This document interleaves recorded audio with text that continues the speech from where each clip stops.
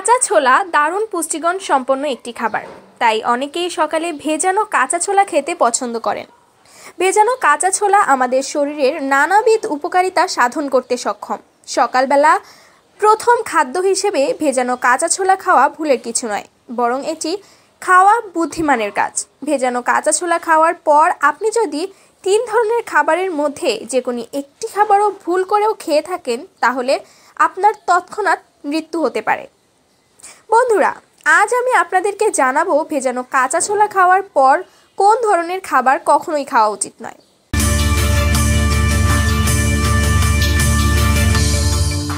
তবে না জেনে যখনই কোনো খাবার খাওয়া হয়, সেটি হতে পারে বিপদের কারণ। আমরা অনেকে রমজান মাসে কাঁচা ছোলাকে খাদ্য তালিকায় রেখে থাকি। এই কাঁচা ছোলা তাৎক্ষণিকভাবে আমাদের শরীরকে পুষ্টি দিতে পারে, কারণ এটি আমাদের এনার্জি বৃদ্ধি করে এবং ক্লান্তি দূর করতে সাহায্য করে।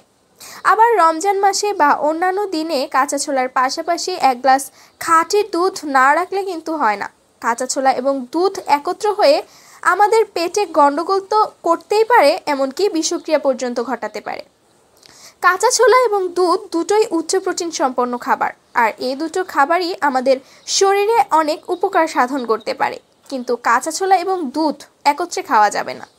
ছোলা খাওয়ার 1 ঘন্টা কিংবা 2 ঘন্টা পরে, কিংবা ছোলা খাওয়ার 1 ঘন্টা কিংবা 2 ঘন্টা আগেই দুধ খেয়ে নিতে হবে, তারপরেই খেতে হবে কাঁচা ছোলা। এই দুটো উচ্চ প্রোটিন সম্পন্ন খাবার খেতে যাওয়ার পর একটি আরেকটি হজম শক্তি নষ্ট করে ফেলে। দীর্ঘক্ষণ পর্যন্ত হজম হতে চায় না, যার ফলে অ্যাসিডিটির মতো পেট ফুলে যেতে পারে। নানা ধরনের সমস্যা পেটে দেখা দিতে পারে, এমনকি বিষক্রিয়া পর্যন্ত ঘটার সম্ভাবনা রয়েছে। আপনিও যদি এতদিন পর্যন্ত এই ভুল করে থাকেন, তাহলে আপনাকে এখনই সতর্ক হতে বলা হচ্ছে। পরবর্তীতে যে খাবারটি কাঁচা ছোলা খাওয়ার পর খাওয়া উচিত নয়, সেটি হলো আচার। কাঁচা ছোলা খাওয়ার পর কখনোই আচার খাওয়া উচিত নয়। আচার সাধারণত ভেজানো হয় ভিনেগার দিয়ে, আর কাঁচা ছোলা খাওয়ার পর যদি আপনার পেটে ভিনেগার যায়, তাহলে আপনার পেটে বিষক্রিয়া হতে পারে। এতে কাঁচা ছোলার পরে যদি আপনি আচার খান, এতে উপকারের বদলে আপনার আরও অনেক বেশি অপকার হবে এবং আপনার হার্ট অ্যাটাক পর্যন্ত হয়ে যেতে পারে। সঙ্গে সঙ্গে বুক জ্বালাও হতে পারে। তাই কাঁচা ছোলা খাওয়ার পর আচার কিংবা ভিনেগার আছে এমন ধরনের খাবার পরিহার করুন। বিশেষ করে যারা ডায়েট করেন, তারা নিশ্চয়ই সকালে ভিনেগার জাতীয় কোনো তরল গ্রহণ করে থাকেন এবং শক্তি বাড়ানোর জন্য পরবর্তীতে কাঁচা ছোলাটাও খেয়ে থাকেন। আপনাদেরকে বলছি, এরকম মারাত্মক ভুল আগামীকাল থেকে না করার অনুরোধ রইল।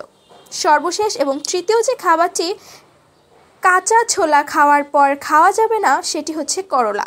সকালে খালি পেটে কাঁচা ছোলা খাওয়ার পর কখনোই করলা খাবেন না। কাঁচা ছোলাতে যে অক্সাইড পাওয়া যায়, সেটি আপনি পাবেন করলাতেই।